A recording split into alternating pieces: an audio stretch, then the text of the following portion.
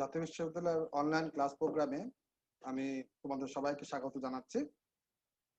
আমি ডক্টর মোহাম্মদ আশিরুল হক, সহযোগী অধ্যাপক, রাষ্ট্রবিজ্ঞান বিভাগ, এমসি কলেজ সিলেট। আমি তোমাদের মাস্টার্স পার্ট 1 এর ওয়েস্টার্ন পলিটিক্যাল থট এই কোর্সটা নিচ্ছি। আজকে আমাদের 7ম ক্লাস। আমরা আজকে আলোচনা করব আধুনিক যুগের রাষ্ট্রবিজ্ঞানী, প্রথম রাষ্ট্রবিজ্ঞানী যিনি, যার মাধ্যমে আধুনিক যুগের সূচনা, তিনি হচ্ছেন ম্যাকিয়াভেলি। আজকে আমরা তার রাষ্ট্র দর্শন দিয়ে আমাদের আলোচনাটা শুরু করব। আশা করি তোমরা শেষ পর্যন্ত আমার সঙ্গে থাকবে এবং তোমাদের মনে যদি কোনো প্রশ্ন থাকে আমার এই লেকচার সম্পর্কে, দয়া করে তোমরা আমাকে ইমেল করো। আমি ইনশাআল্লাহ তোমাদের ইমেইলের মাধ্যমে তোমাদের প্রশ্নগুলো উত্তর দেওয়ার চেষ্টা করব। তো আমি শুরু করছি আমার lecture power point slide sharing এর মাধ্যমে।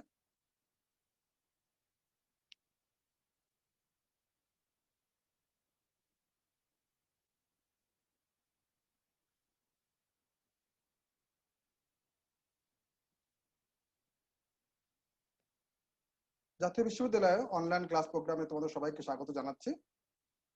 মাস্টার্স পার্ট 1 এর ক্লাস রাষ্ট্রবিজ্ঞান বিষয়ে। আমাদের কোর্স কোড হচ্ছে 411901 ওয়েস্টার্ন পলিটিক্যাল থট এবং লেকচার হচ্ছে 7ম। আমরা আলোচনা করব যেটা একটু আগে আমি বলেছি, নিকোলো ম্যাকিয়াভেলির রাষ্ট্রচিন্তা।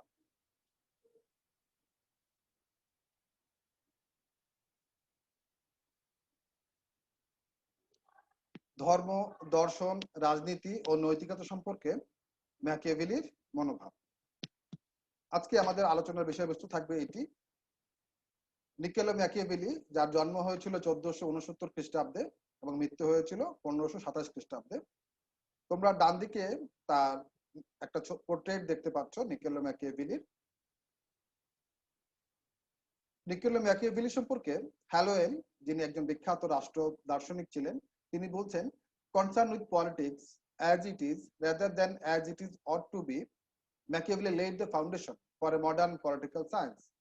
অর্থাৎ রাষ্ট্রবিজ্ঞানের কি হওয়া উচিত সেটা না ভেবে বা সেটা না বিবেচনা করে রাষ্ট্রবিজ্ঞান কি, সেটা রাষ্ট্র দর্শন কি বা রাজনীতি কি সেটা বিবেচনা করাই হচ্ছে তার মূল লক্ষ্য। এবং সেই বিবেচনা করার মাধ্যমে ম্যাকিয়াভেলি আধুনিক রাষ্ট্রবিজ্ঞানের জন্ম দিয়েছিলেন।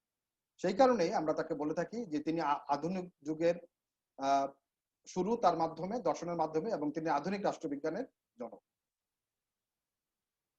রাষ্ট্রচিন্তায় যে কয়েকজন মনীষী তাদের চিন্তাধারা রাষ্ট্র দর্শনের ক্ষেত্রে ব্যাপক প্রভাব রেখে গেছেন, 15 শতকে নিকোলো ম্যাকিয়াভেলি ছিলেন তাদের অন্যতম।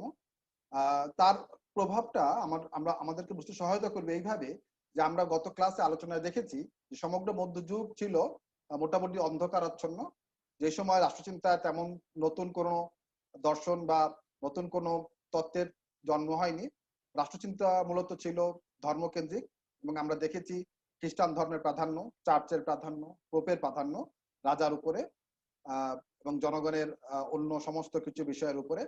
তো ম্যাকিয়াভেলি তিনি প্রথম রাষ্ট্র দার্শনিক, রাষ্ট্রবিজ্ঞানী যিনি রাষ্ট্রচিন্তাকে ধর্ম থেকে আলাদা করেছেন এবং তিনি বলেছেন যে ধর্মের সঙ্গে, নৈতিকতার সঙ্গে রাজনীতির কোনো সম্পর্ক নেই। তার এই যে দর্শনটা, সেটাই আধুনিক ধর্মনিরপেক্ষ রাজনীতির গোড়াপত্তন করে। এই অর্থে তার দর্শনটা আধুনিক রাষ্ট্রচিন্তার ক্ষেত্রে অত্যন্ত গুরুত্বপূর্ণ বলে বিবেচিত হয়। মধ্যযুগীয় ধ্যান ধারণা বিসর্জন দিয়ে রাষ্ট্রচিন্তাকে তিনি অত্যন্ত বাস্তবসম্মত ও যুক্তিযুক্তভাবে প্রচার করেছেন এবং করেই তিনি আধুনিক রাষ্ট্র দর্শনের ভিত্তি নির্মাণ করেছেন। আমরা যদি ওই সময়কার ম্যাকিয়াভেলির সময়কালীন তৎকালীন বিশ্বে, বিশেষত ইউরোপে আমরা যদি একটা টাইম লাইন দেখি, তাহলে আমাদের বুঝতে সুবিধা হবে ম্যাকিয়াভেলির দর্শনটা কোন প্রেক্ষাপটে রচিত হয়েছিল। তো এখানে প্রাসঙ্গিক ক্রমে আমি একটা কথা তোমাদের সঙ্গে বলে রাখি যে কোনো রাষ্ট্র দার্শনিককে কিংবা যে কোনো চিন্তাবিদকে তুমি যদি বিশ্লেষণ করতে চাও, তাহলে তোমাকে বিশ্লেষণ করতে হবে সেই সময়ের প্রেক্ষাপটে, তিনি যে সময় জন্মেছিলেন, যে সমাজে জন্মেছিলেন এবং সেই সময়ে পারিপার্শ্বিক অবস্থা, রাজনৈতিক অবস্থা, অর্থনৈতিক অবস্থা ইত্যাদি সমস্ত কিছুর উপর তার দর্শনের একটা ব্যাপক প্রভাব থাকাটাই স্বাভাবিক। কেউ তার যুগের বাইরে গিয়ে খুব বেশি দূর অগ্রসর হওয়া কারোর জন্যই খুব কঠিন হয়ে ওঠে, যে কারোর জন্য। ম্যাকিয়াভেলি তার ব্যতিক্রম ছিলেন না। তো আমরা 16th সেঞ্চুরির যে টাইম লাইন দেখি, যে 1506 সনে বিখ্যাত ছবি, পৃথিবীর সবচেয়ে বিখ্যাত ছবি আমরা জানি মোনালিসা। আমি বিশ্বাস করি তোমরা সবাই তার ছবি এর ছবি দেখেছো। পৃথিবীর সবচেয়ে বহুল প্রচারিত যে ছবিটা লিওনার্দো দা ভিঞ্চি যেটা এঁকেছিলেন। এরপরে দেখতে পাচ্ছি 1517 খ্রিস্টাব্দে মার্টিন লুথার 95 থিসিস। তোমরা হয়তো তার নামও শুনে থাকবে, মার্টিন লুথার, বিখ্যাত চিন্তাবিদ, দার্শনিক। এবং এরপরে আমরা দেখতে পাচ্ছি 1527 খ্রিস্টাব্দে শেক অফ রোম, রোমের পতন, রোমের ঝাঁকুনি যেটা বলছি আমরা, রোম সাম্রাজ্যের পতন পুরোপুরি ভাবে। এরপরে আমরা দেখতে পাচ্ছি 1543 খ্রিস্টাব্দে থিওরি অফ হেলিসেন্ট্রিজম, মহাকাশ সম্পর্কিত যে বিদ্যা, জ্যোতির্বিজ্ঞান, ধূমকেতু, নক্ষত্র, গ্রহ ইত্যাদি সম্পর্কিত 1543 খ্রিস্টাব্দ। অর্থাৎ এই পর্যন্ত আমরা দেখতে পাচ্ছি যে আধুনিক জ্ঞান বিজ্ঞানের একটা প্রসার শুরু হয়ে গেছে এই শতক থেকে, যেই জ্ঞান বিজ্ঞান পরবর্তী জন্ম দিচ্ছে রেনেসার, জন্ম দিচ্ছে শিল্প বিপ্লবের এবং জন্ম দিচ্ছে আধুনিক রাষ্ট্র দর্শনের। এই ধারাবাহিকতা আমরা দেখতে পাচ্ছি 1558 খ্রিস্টাব্দে কুইন এলিজাবেথ ইংল্যান্ডের সিংহাসনে আরোহণ করেন, এবং যেটা ইংল্যান্ডের রাজতন্ত্রকে, ইংল্যান্ডের শাসনতান্ত্রিক ইতিহাসে 1000 বছরের শাসনতান্ত্রিক ইতিহাসে একটা নবযুগের সূচনা করে, যে ধারাবাহিকতা এখনো ইংল্যান্ড বহন করে চলেছে। এরপরে 1564 বার্থ অফ শেক্সপিয়ার, পৃথিবীর সবচেয়ে বিখ্যাত সাহিত্যিক। তোমরা সবাই নিজের পক্ষে তার নাম তো জানোই, অনেক লেখা অবশ্যই পড়েছে আমি বিশ্বাস করি। এরপরে 1582 জর্জিয়ান ক্যালেন্ডার, যেই ক্যালেন্ডারে আমরা বর্তমান পৃথিবী মানুষ আমরা অনুসরণ করি, যেটা যার সন হচ্ছে 2020। এবং তোমরা মনে রাখবে এইটাকে খ্রিস্টিয়ান ক্যালেন্ডার বলা হয়, কিন্তু সময় সময় শতাব্দী দীর্ঘ 2000 শতাব্দীর মধ্যে অসংখ্যবার এটা পরিবর্তিত হয়েছে, এবং পরিবর্তিত হয়ে ফাইনাল যে রূপটা আমরা দেখি সেটা হচ্ছে জর্জিয়ান ক্যালেন্ডার। এবং সর্বশেষ এই ধারা সর্বশেষ যেটা দেখি 1590 খ্রিস্টাব্দে কম্পাউন্ড মাইক্রোস্কোপ, যেটা আধুনিক জ্ঞান বিজ্ঞানের নতুন একটা দ্বার খুলে দেয়। তো তাহলে আমরা যেটা পাচ্ছি সেটা হচ্ছে তৎকালীন সময়ে একটা নতুন যুগের সূচনা হয়, যেটাকে আমরা পরবর্তীতে রেনেসাঁ হিসাবে দেখি, জ্ঞান বিজ্ঞান সাহিত্য ইত্যাদি রাষ্ট্র দর্শন সব জায়গাতে। এবং এই ক্ষেত্রে 16 শতকের যুগ সন্ধিক্ষণে সমগ্র ইউরোপ, বিশেষভাবে ইটালিতে রাজনৈতিক, সামাজিক ও সাংস্কৃতিক পরিবর্তন সাধিত হয়, তারই প্রতিফলন আমরা দেখতে পাচ্ছি ম্যাকিয়াভেলির রাষ্ট্র দর্শনে। যে কথাটা তোমাদের সঙ্গে এতক্ষণ আমি বলছি সেটাই। এবং ধর্ম, দর্শন, রাজনীতি ও নৈতিকতা সম্পর্কে তার যুগান্তকারী মতবাদের মাধ্যমে তিনি রাষ্ট্র দর্শনের নতুন দিগন্ত উন্মোচন করেন। আর এই কারণেই তিনি আধুনিক রাষ্ট্রবিজ্ঞানের জনক হিসেবে পরিচিত। এখন আমরা যাব আমাদের মূল আলোচনায়, ধর্ম, দর্শন, রাজনীতি ও নৈতিকতা সম্পর্কে ম্যাকিয়াভেলির মনোভাব। ম্যাকিয়াভেলি দর্শনের উল্লেখযোগ্য দিক হলো তার স্পষ্টবাদী ও যুক্তিযুক্ত মনোভাব, যা তাকে মধ্যযুগ থেকে পৃথক করেছে। মনে রাখতে হবে ম্যাকিয়াভেলি কিন্তু সবসময় চেয়েছিলেন যে কিভাবে একটা সরকার, একজন রাজা, তিনি তার শাসনের কলাকৌশল উন্নত করেন, যার মাধ্যমে তিনি তার ক্ষমতাকে চিরস্থায়ী করতে পারেন, এবং যার মাধ্যমে তিনি জনগণের উপর তার কর্তৃত্ব, সার্বভৌম কর্তৃত্ব আরোপ করতে পারেন। এই ক্ষেত্রে একটু বলার অপেক্ষা রাখে না যে ম্যাকিয়াভেলি কিন্তু একই সঙ্গে নন্দিত এবং একই সঙ্গে নিন্দিত। তার বিরুদ্ধে অসংখ্য সমালোচনা হয়েছে, যেটা আমি একটু পরে যাব কেন হয়েছে। তো এখানে আমাদের উল্লেখযোগ্য দিক যেটা হচ্ছে, তিনি স্পষ্টভাবে বলেছেন রাষ্ট্র দর্শনের, রাষ্ট্র চিন্তা, রাষ্ট্র দর্শনের প্রয়োগটা কিভাবে হবে, এবং তার যে লজিক্যাল মেন্টালিটি, সেটাই তাকে মধ্যযুগ থেকে আলাদা করে দিয়েছে, এবং তিনি আধুনিক যুগের সূচনাকারী রাষ্ট্র দার্শনিক, রাষ্ট্রবিজ্ঞানী। ম্যাকিয়াভেলি এমন এক সময় দার্শনিক ছিলেন যে সমাজে স্থায়ী শাসকের কোনো অস্তিত্ব ছিল না, জনগণ কেবল নিজ স্বার্থ রক্ষা করতে ব্যর্থ ছিল। কারণ হচ্ছে 16 শতকের ইউরোপে, বিশেষত ইটালিতে, আমরা দেখেছি খুব দ্রুতই, খুব অল্প সময় ব্যবধানে একজনের পর একজন শাসকের পরিবর্তন হচ্ছে, কেউ স্থায়ীভাবে ক্ষমতায় নেই, এবং এই প্রেক্ষাপটে কিন্তু ম্যাকিয়াভেলি তার দর্শনটা দিয়ে যান।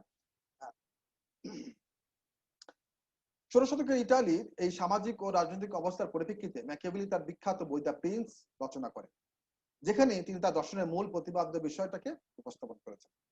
মনে রাখতে হবে, রাষ্ট্র দর্শনের, রাষ্ট্রবিজ্ঞানের ছাত্রছাত্রী কিন্তু প্রিন্সের নাম শুনেনি বা প্রিন্স পড়েনি, এরকম কিন্তু খুবই রেয়ার ঘটনা। কারণ প্রিন্স আমাদের রাষ্ট্র দর্শনের ক্ষেত্রে এতটাই বিখ্যাত একটা বই এবং এতটাই একটা আলোচিত একটা বই যে এটা সবারই পড়া উচিত, এবং সবাই পড়ে, এইটাই সবাই ধরে নেয় রাষ্ট্রবিজ্ঞানের ছাত্রছাত্রী মানে এটা পড়েছে। তোমরা ডানে দেখতে পাচ্ছ দ্য প্রিন্সের একটা বইয়ের প্রচ্ছদটা আমি নিয়ে আসছি এখানে ডানে উপরে। এখন আমরা যাব একটা একটা করে তার রাজনীতি, নৈতিকতা এবং ধর্ম সম্পর্কে তার মনোভাব কি ছিল সেটা দেখার জন্য। প্রথমে আমরা দেখবো রাজনীতি সম্পর্কে তার মনোভাব। ম্যাকিয়াভেলি রাজনৈতিক দর্শনের মূল লক্ষ্য ছিল রাষ্ট্রের ঐক্য ও শৃঙ্খলা রক্ষা করা, আর এই জন্য যা কিছু প্রয়োজন নির্দ্বিধায় তার সবকিছুই তিনি ন্যায়সঙ্গত বলে বর্ণনা করেছেন। কথাটা একটু খেয়াল করো, তার একটাই লক্ষ্য, সেটা কি? সেটা হচ্ছে রাষ্ট্রের ঐক্য ও শৃঙ্খলা রক্ষা করা। এবং আধুনিক যে জাতীয়তাবাদী রাষ্ট্র আমরা দেখি তার গোড়াপত্তন কিন্তু করেন ম্যাকিয়াভেলি। এবং এইটা করতে গিয়ে তার কাছে কোনো অন্যায়, কোনো অনৈতিক বিষয় বলে কিছু ছিল না। রাষ্ট্রের প্রয়োজনে শাসক যে কোনো কাজ, হত্যা, নির্যাতন, মিথ্যা কথা বলা, যে কোনো কাজ তিনি বৈধ বলে দিয়েছেন। তোমরা এই লাইনটা থেকে বুঝতে পারছো যে যার রাষ্ট্রের জন্য যা কিছু প্রয়োজন নির্দ্বিধায় সবকিছুই তিনি বলেছেন, সেটা জাস্টিফাইড, সেটা ন্যায়সঙ্গত। এখন দেখি তার রাজনীতি সম্পর্কে মনোভাবের ভিতরে তার অন্যতম বিষয়গুলা কি ছিল। প্রথমত, রাজনীতি থেকে তিনি নৈতিকতাকে পৃথক করেন। শতাব্দীর পর শতাব্দী ধরে নৈতিকতাকে রাষ্ট্রতন্ত্রের মূল নিয়ামক বলে গণ্য করা হতো, এবং প্লেটো, অ্যারিস্টটল থেকে শুরু করে মধ্যযুগের সব রাষ্ট্রচিন্তাবিদ যা স্বীকার করে গেছেন, ম্যাকিয়াভেলি তাকে অস্বীকার করে। তোমরা যদি একটু মনে করতে পারো যে প্লেটো তিনি তার তার জাস্টিস তত্ত্বে, ন্যায় ধর্ম তত্ত্বে তিনি বলেছেন যে ন্যায় হচ্ছে একটা আদর্শ রাষ্ট্রের মূল ভিত্তি, যেটা ভিত্তির উপরে একটা আদর্শ রাষ্ট্র প্রতিষ্ঠিত হবে। পরবর্তীতে অ্যারিস্টটল সেটা বলেছেন। মধ্যযুগে যদি আমরা দেখি Saint Thomas Aquinas, Saint Augustine, সবাই কিন্তু এইটার উপর বেস করেই তাদের রাষ্ট্র দর্শনটা দিয়ে গেছেন। অর্থাৎ রাজনীতি এবং নৈতিকতা অঙ্গাঙ্গিভাবে জড়িত, নৈতিকতা বাদ দিয়ে কোনো রাজনীতি হতে পারে না। এতদিন পর্যন্ত এটা নিয়ে এইভাবেই সবাই।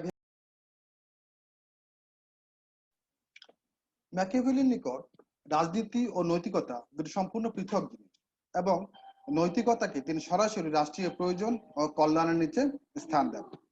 তো এক্ষেত্রে একটা জিনিস আমাদের খেয়াল রাখতে হচ্ছে, সেটা হচ্ছে তিনি সবসময় রাজনীতি দিয়েছেন একদম টপ মোস্ট পজিশন, এবং তিনি বলেছেন নৈতিকতা তার থেকে আলাদা, এবং নৈতিকতা সবসময় রাজনীতি অর্থাৎ রাষ্ট্রীয় প্রয়োজন ও কল্যাণের নিচে থাকবে।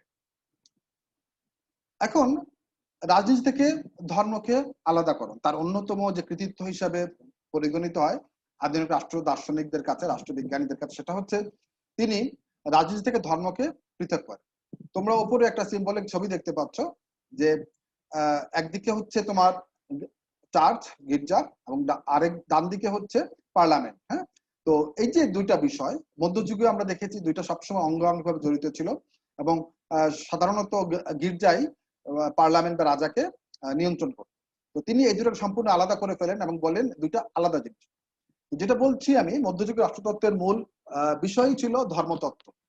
তো তিনি বলছেন এইটা যে গির্জার আবরণে ধর্মতত্ত্ব সমগ্র মধ্যযুগকে নিয়ন্ত্রণ করে, এবং এটি ছিল রাজনীতির সাথে ওতপ্রোতভাবে জড়িত। যেটা আমাদের গত ক্লাসে আলোচ্য বিষয় ছিল, যে কিভাবে গির্জা পোপ বা রাজাকে পোপ রাজাকে নিয়ন্ত্রণ করতো বা রাষ্ট্রতত্ত্বকে নিয়ন্ত্রণ করতো, সেটা আমরা আলোচনা করেছি। তোমরা যারা এই বিষয়ে আরেকটু জানতে চাও, দয়া করে আমার এর আগের যে লেকচারটা, ষষ্ঠ লেকচারটা, সেটা একটু দেখে নিতে পারো। তো ম্যাকিয়াভেলি কি করলেন, তিনি একে অস্বীকার করেন এবং রাজনীতি থেকে সম্পূর্ণভাবে পৃথক করেন ধর্মকে, যে ধর্ম এক জিনিস এবং রাজনীতি আলাদা জিনিস। এক্ষেত্রে আমরা যেটা করব সেটা হচ্ছে আমরা দেখব এরপরে তিনি রাজনীতি সম্পর্কে আরো কি কি বললেন।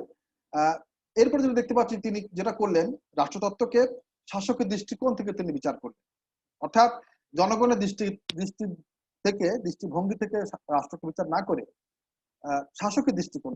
তোমরা দেখতে পাচ্ছ আমার ডানে বর্তমান পৃথিবীর অন্যতম প্রধান এবং ক্ষমতাশালী রাষ্ট্রনায়করা, সবার সর্বাগ্রে হচ্ছে ডোনাল্ড ট্রাম্প এবং সৌদি আরবের প্রিন্স, তারপরে দেখতে পাচ্ছ জাপানের প্রধানমন্ত্রী, এইভাবে এরদোয়ান থেকে শুরু করে মোটামুটি বিশ্বের সবচেয়ে ক্ষমতাসীন যারা, তারাই দেখতে পাচ্ছ। অর্থাৎ শাসকরা যেভাবে রাষ্ট্রযন্ত্রটাকে দেখতে চায় সেই দৃষ্টিকোণ থেকে তিনি তার এই প্রিন্স বইটা রচনা করেছেন, এবং তিনি বলেছেন রাষ্ট্রতত্ত্বটাকে এইভাবে বিশ্লেষণ করেছেন, এবং তিনি বলতে চেয়েছেন রাজনীতি হবে ঠিক তাই, শাসক যেভাবে দেখতে চায় ঠিক সেটাই।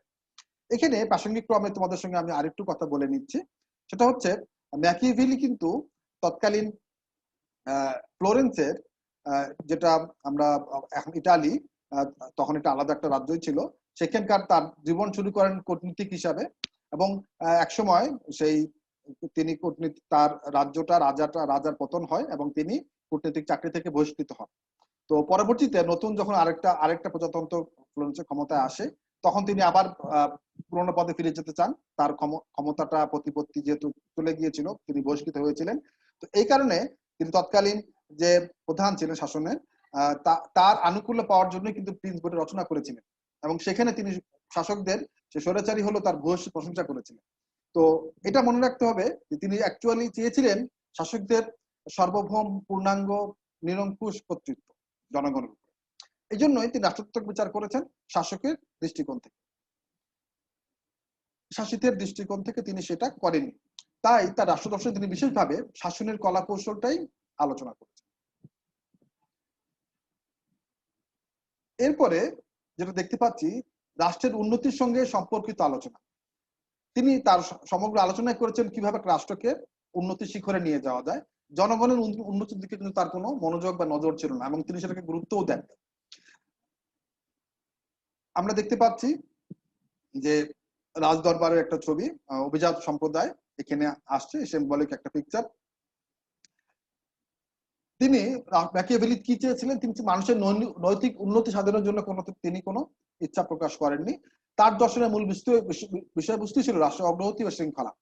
তাই যাহা কিছু রাষ্ট্রের অগ্রগতির সাথে সহায়ক, অগ্রগতির জন্য সহায়ক, তাকেই তিনি ন্যায়সঙ্গত বলে রায় দিয়েছেন। আর তাই অনেক অনৈতিক কর্মকাণ্ডকেও তিনি ন্যায়সঙ্গত বলে মনে করেছেন। আমরা পরবর্তীতে তার কিছু বিখ্যাত উক্তি নিয়ে আসবো তার দ্য প্রিন্স এই বইটা থেকে। তখন তোমরা আরো ভালোভাবে উপলব্ধি করতে পারবে যে তিনি কিভাবে কি অসম্ভব অন্যায় কেউ রাষ্ট্রের প্রয়োজনে তিনি ন্যায়সঙ্গত বলে রায় দিয়েছেন বা ন্যায়সঙ্গত বলে বিবেচনা করেছেন। তার দৃষ্টিকোণ থেকে রাষ্ট্রকে শক্তিশালী করাই হবে শাসকের একমাত্র কাজ। এই কারণে শাসক যে কোনো পন্থায় নিতে পারবে, এমনকি নরপতিকে প্রয়োজনে নৈতিকতা বিসর্জন দিয়ে কঠোর, নির্মম, বেআইনি ও অন্যায়ের পথে অগ্রসর হতে হবে। এবং এইখানে তোমাদেরকে আমি আরেকটা জিনিস বলি, সেটা হচ্ছে একটা খুব প্রচলিত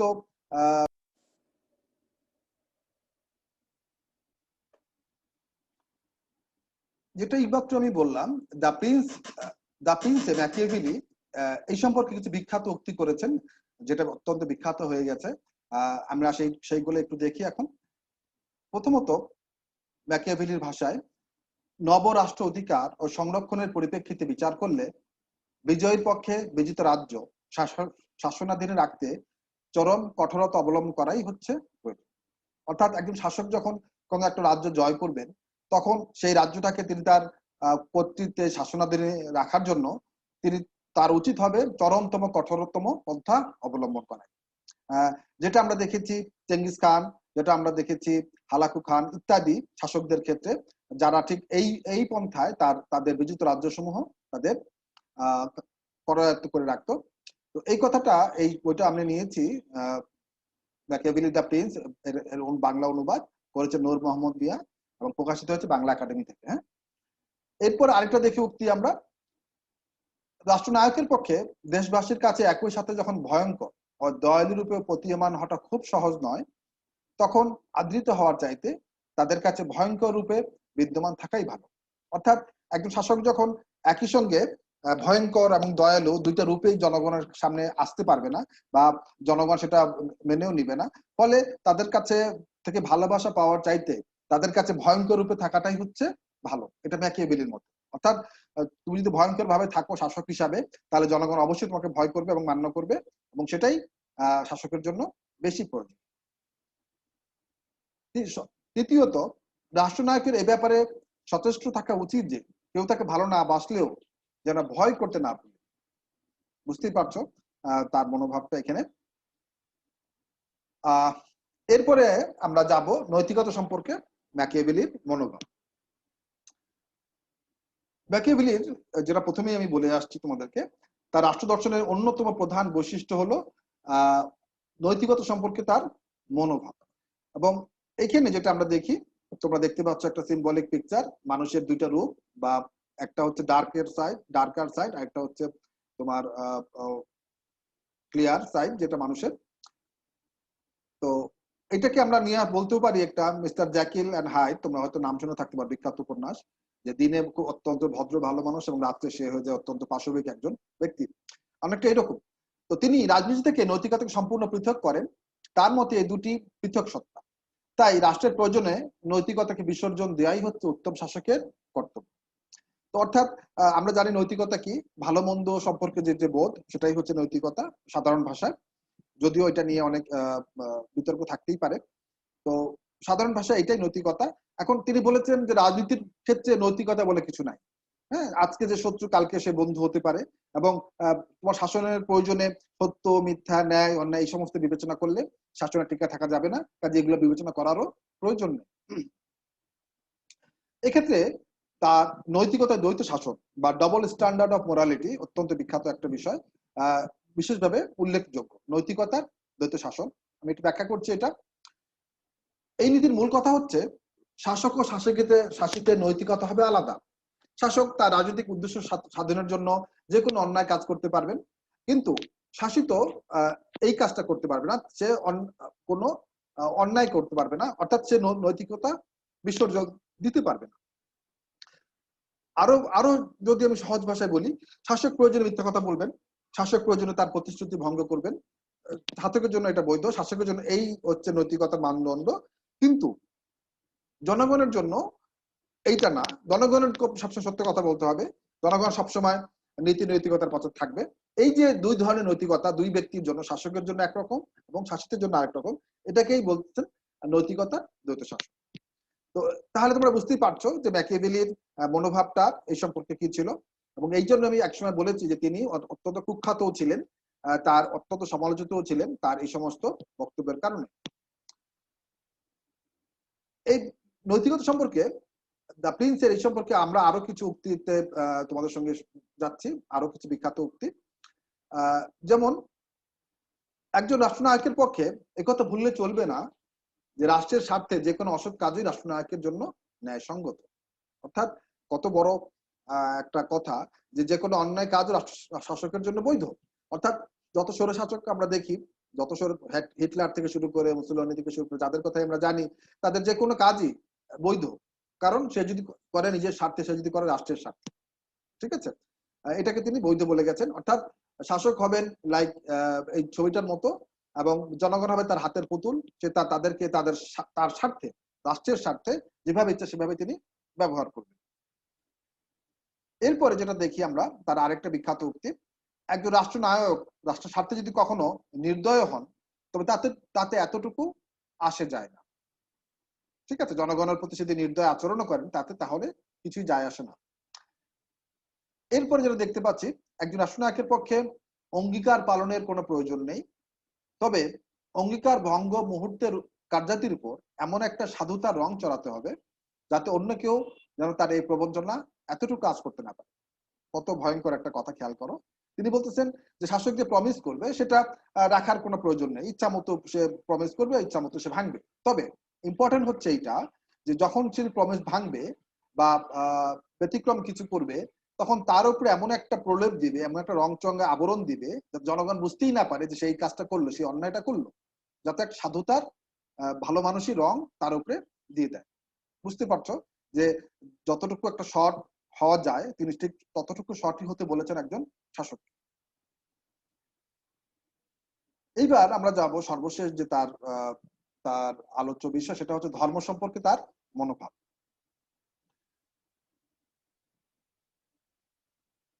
ধর্মনীতি সম্পর্কেও ম্যাকিয়াভেলির মনোভাব ছিল অত্যন্ত অভিনব। যেমন ছিল রাজনীতি সম্পর্কে, যেমন ছিল তার নৈতিকতা সম্পর্কে, তেমনি ধর্মনীতি সম্পর্কে। তিনি লাইক মোরালিটি, তিনি এর মতো ধর্মকেও ধর্মকেও নৈতিকতা থেকে সম্পূর্ণ আলাদা করে ফেলেন। এবং বস্তুত এই কারণেই তিনি মধ্যযুগ চিন্তাবিদ থেকে সম্পূর্ণ আলাদা ছিলেন, স্বতন্ত্র ছিলেন, এবং ঠিক এই গুণটার কারণেই বা ঠিক এই বৈশিষ্ট্যের কারণেই তাকে আধুনিক রাষ্ট্রবিজ্ঞানের জনক বলা হয়। কারণ আমরা জানি আধুনিক রাষ্ট্রবিজ্ঞানের মূল ভিত্তি হচ্ছে ধর্মনিরপেক্ষ ভিত্তি, যেটা এই কৃতিত্বের কারণে রাষ্ট্র দর্শনের ধারাভাষ্যকাররা, বিশেষত ইউরোপিয়ান পশ্চিমা ধারাভাষ্যকাররা তাকে রাষ্ট্রবিজ্ঞানের জনক, আধুনিক রাষ্ট্রবিজ্ঞানের জনক অভিধায় ভূষিত করেছে।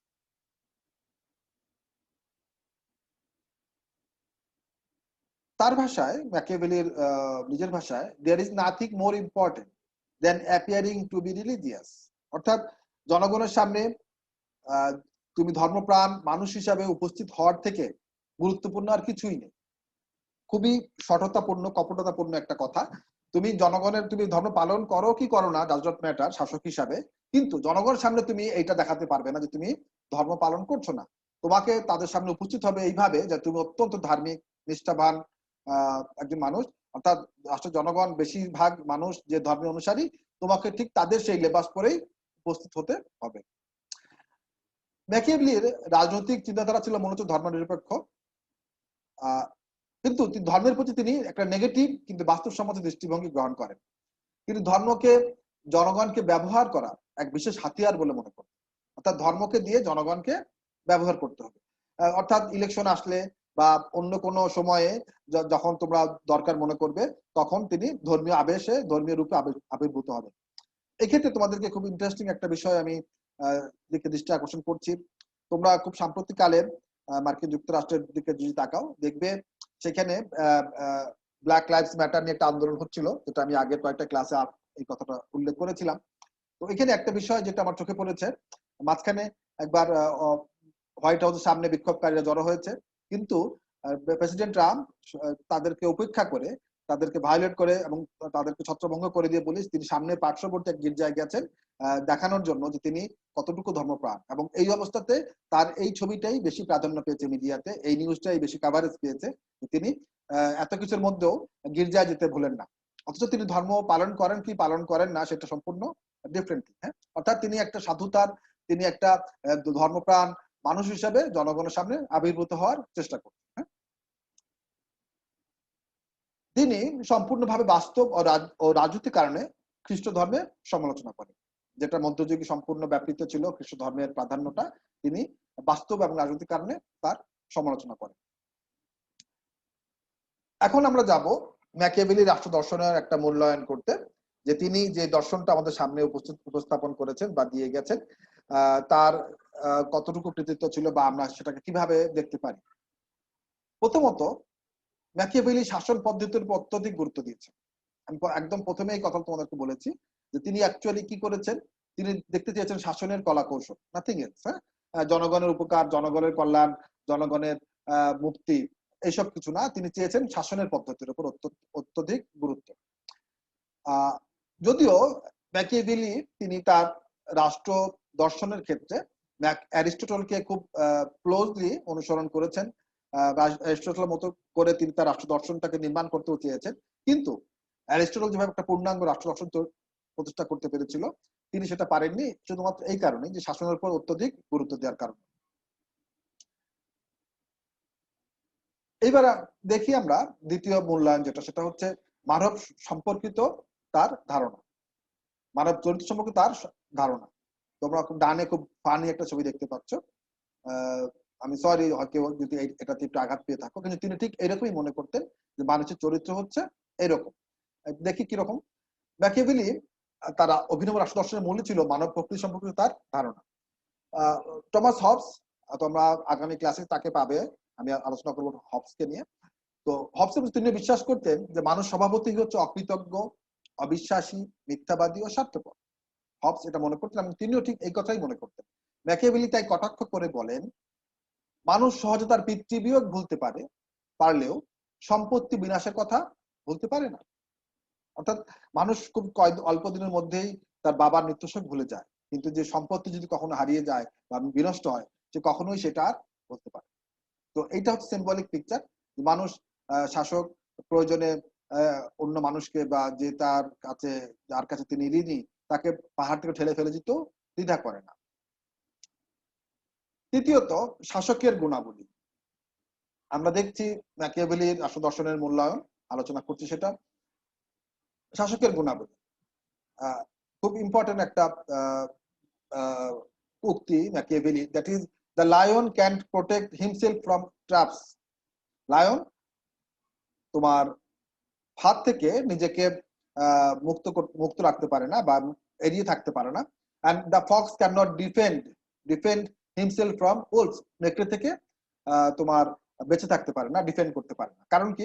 one must therefore be a fox to recognize traps, চতুর হতে হবে শেয়ার মতো, যে উপলব্ধি করতে পারবে, যে বুঝতে পারবে যে এখানে ফাঁদ আছে, and a lion, এবং একজন সিংহ টু ফ্রাইটেন উলফ, যে নেকড়েদেরকে ভয় দেখাতে পারবে। অর্থাৎ শাসককে হতে হবে এই দুই পশুর গুণে গুণান্বিত, অর্থাৎ কি শিয়ালের মতো ধূর্ত এবং সিংহের মতো সাহসী। ম্যাকিয়াভেলি মনে করতেন যারা অধিকতর ধূর্ত তারাই কেবল মহৎ কর্ম করতে সক্ষম, এবং তারা সত্যবাদী ও সাধু ব্যক্তিত্বের চেয়ে উত্তম। সম্পূর্ণ আমাদের বর্তমান যে আমরা যেভাবে ভাবি, যেভাবে দেখি, যেটা বিশ্বাস করি, তার সম্পূর্ণ একটা ব্যতিক্রম কথা তিনি বলে গেছেন। তাই ম্যাকিয়াভেলি বলেন যে নরপতিকে সিংহের ন্যায় তেজস্বী ও শিয়ালের ন্যায় ধূর্ত হতে হবে। প্রয়োজনে তিনি ধার্মিক ও দয়ালু হবেন, আবার প্রয়োজনে নিঃশংস হতেও কুণ্ঠাবোধ করবেন না।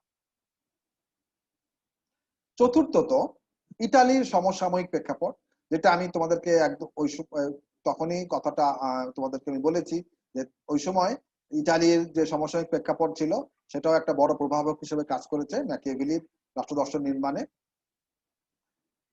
ম্যাকিয়াভেলির সময় ইটালিতে ধর্মীয় মূল্যবোধের কোনো স্থান ছিল না।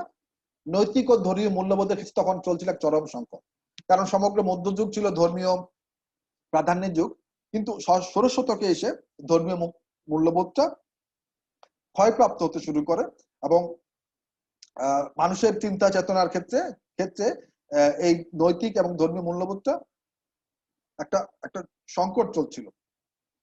আর একজন বাস্তববাদী চিন্তাবিদ হিসাবে ম্যাকিয়াভেলি এই অবস্থাটাকে তার দর্শনে উঠিয়ে নিয়ে আসছে।